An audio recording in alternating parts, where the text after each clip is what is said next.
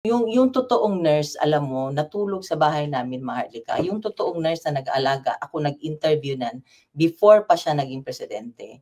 So sa bahay namin niya natutulog, sa sala namin natutulog, nag-aantayan kay PRD kung kailan siya tatawagin. So yung totoong mga nurse hindi nagsasalita. Kami may group chat kami ng kasama ng mga nurse na nag-aalaga, nagre-report sila sa akin kung ano. So yung totoong nurse, hindi iyan nagsasalita. Code of ethics yan ng nurse na hindi ka dapat magsalita. Disclose sa iyong kuya. Nagtatago yung totoong nurse. Kung nagpapanggap ka na ikaw nag-aalaga, nag-nurse ka, parang mahiya ka naman sa totoong nurse na nag-aalaga, nagpupuyat sa kanya. Pero po, yung nurse ni Pangulong Duterte, di ba, hindi naman inalaw na mag-stay dito? Kaya nga, ultimo nurse, di ba? Ang nangyari niyan, hanggang ngayon, para sa akin, parang bangungot. Hindi ako makapaniwala. Hindi ko akalain na pag walang passport ang tao, pwede palang idalahin sa pwede palang dukutin. Kasi ako, yun nga yung mga nakakarating sa akin ng mga mensahe na may mga nagpapanggap no ng mga taong nag-connected sa inyo or kakilala or kamag-anak kayo. Yung iba hindi ko naman talaga kilala, kayo lang naman ang kilala kong mga relatives niya. So ang sa akin lang ma'am, pinararating ko lang sa inyo kasi sa akin din may lumalapit kahapon nga po, may mga nag-aabot ng mga what do you call it, mga sobre, mga birthday cards. So sinasabihan ko sila na yung family ninyo, which is in-announce ni Inday, hindi nanghihingi ng financial help. But birthday greetings is fine. Birthday greetings, mga cards. Okay, so meron pala kasi pampaano ng ano niya. Dinala ko nga yung iba, pinasign ko na, pinabati ko nga para lang maanuhan siya. Yung alam mo, para maanuhan ng yung spirits niya, gumaan yung loob niya, maging sumaya siya ng konti doon dahil sa mga pagbati ng mga tao. So kasi may mga nurse pa lang nagpapanggap. Ang alam ko parang may mga nagvo-volunteer dito sa Dahig, pero may mga nagpapanggap din pala ng mga nurse daw. Alam mo ang nangyari niyan, siyempre ako nurse, registered nurse ako. So kinontak ko na sa pag alis pa lang nila, kumontak na ako yung sa PRC sa Davao. Okay. Sabi ko, tulungan mo ako makahanap ng nurse doon. Dito. Sabi ko, whatever na i-remit wire transfer ang sweldo niya papunta dito. Siya mag-alaga. Nakakontak ako, natawagan ko, ma'am, ganito. It turned out, bawal lahat. Pa-ultimo yung nurse na personal nurse niya na before siya tumakbo ng presidente na in-interview ko. Kasi mabuting tao yun, mapagkatiwalaan mo talaga. When it comes sa pera, mapagkatiwalaan mo. Hindi pinasama. Kaya nga, nung tinawagan ko na, alam ko nakalanding na, nung tinawagan ko siya, nag-iyakan kami, ma'am, hindi kami pinasama. Yun ang So, yun, kami nga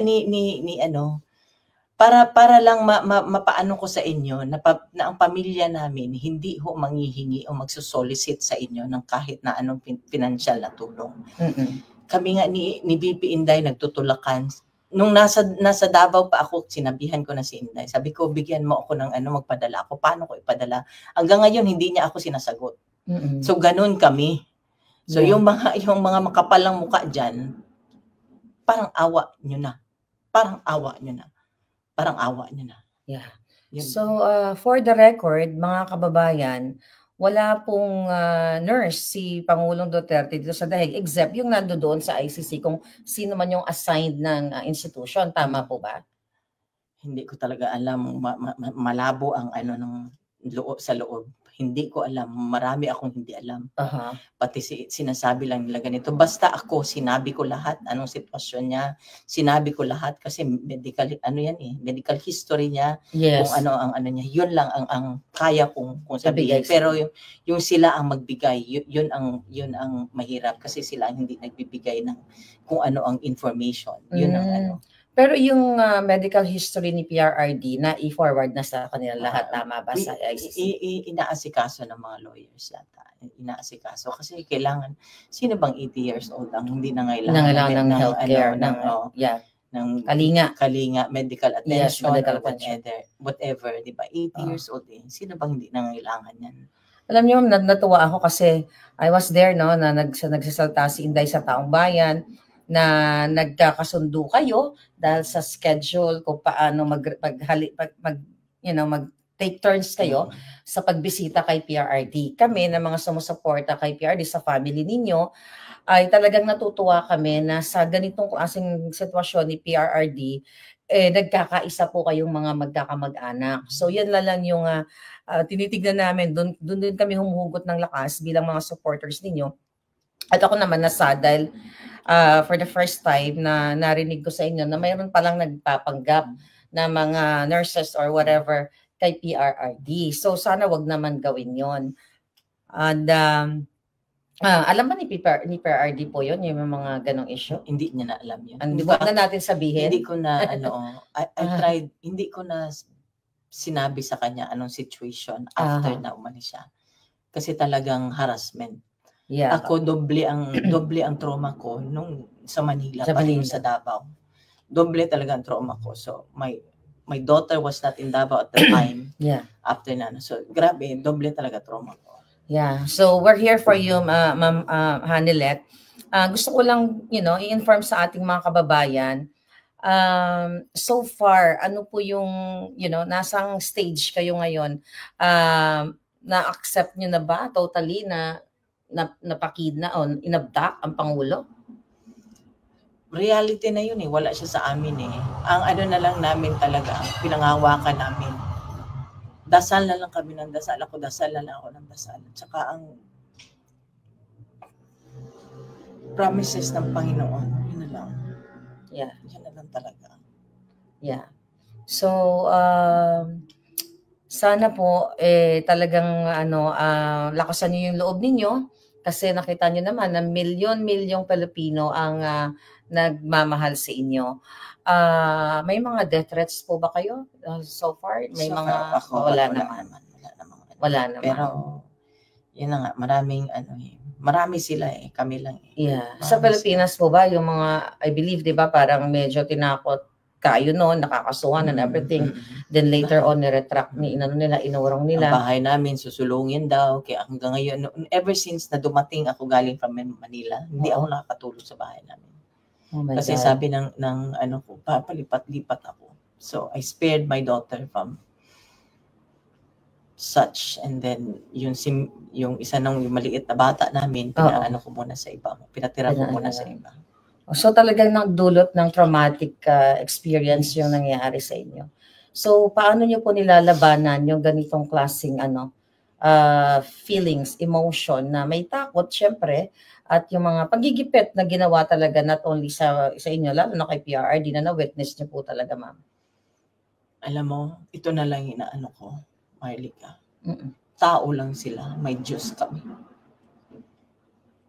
Yeah. May Diyos kami. Yeah, tao lang sila, may Diyos tayo na nagbabantay at maghusga sa kung ano man ang sabi nga ni PRD, this is only temporary. Yeah. So I hope talagang mapauwi na natin si PRRD. So yung mga lawyers naman, ginagawa naman nila yung dapat nilang gawin. And very positive po ba si PRRD nung time na nanonood kayo sa loob? Sobra. Mas siya. Hindi mo basta-basta Nagjo-joke pa rin siya, ma'am? Nakasmile pa rin siya. Nakasmile pa rin siya. Kasi pa rin niya yung kasi may mga guards doon.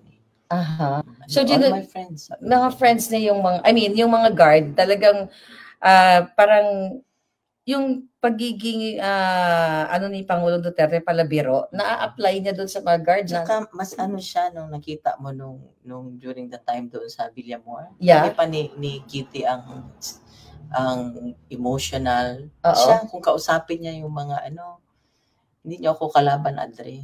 Oo, narinig niya pa, hindi niyo ako kalaban. Ganun lang niya. Adre, ikwento, makinig ka. Ganun lang niya. Pero ma'am, ano yung feeling, ano yung nakita niyo doon balik tayo doon sa Villamor na, yung mga police ba, talaga bang parang sila, yung gusto nila yung ginagawa nila na gipitin ang kanilang dating hindi ko alam kasi it's masyadong subjective yan sila na yan pero Kasi may mga lumalabas sa video na yung ibang mga police, may lumalabas lang na. Pero still, nandun sila, di ba? They implemented it. Yeah. Tumulong sila. They're part of the, they're accomplices sila ng pag-kidnap niya. Pero yun nga, which is, grabe po talaga yung pagigipit sa atin, lahat tayo, kasi ako ginigipit din ako, pero mas on dito, na pag-uusapan na international, na nakikita talaga yung pagigipit kay Pangulong Duterte, at nakita din yung impact sa buong mundo kung paano siya pinrotektahan.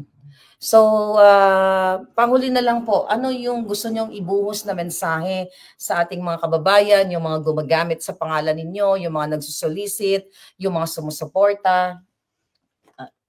May nakausap na akong isa, kasi ako, Maharlika, prangka ako eh. I can tell po. Sabi ko, pinandilatan ko nga ng mata eh. Kung mayroon kayong magagawa, bakit hindi niya na lang gawain?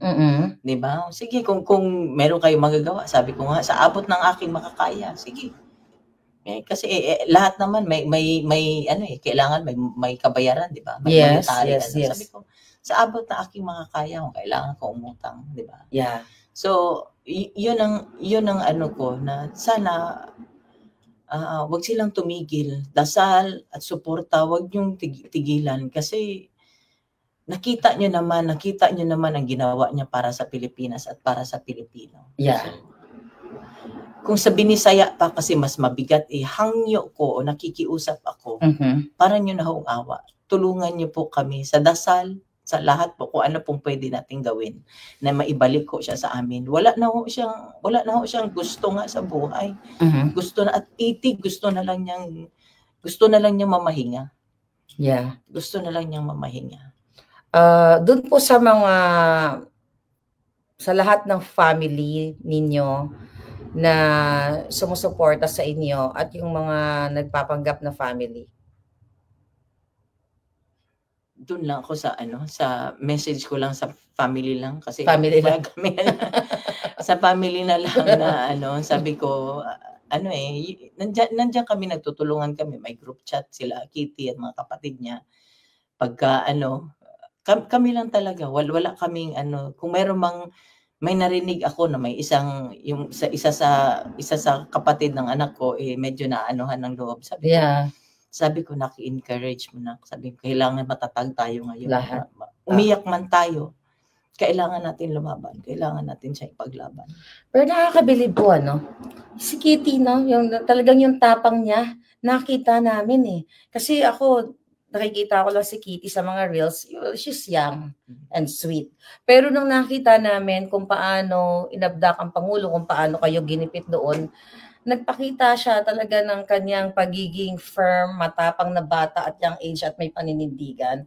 So as a mother, paano niyo po ba, brief and concise lang, sa amin, si Kitty, i-describe? Sabi ko nga noong pa yan, sabi ko, surrender ako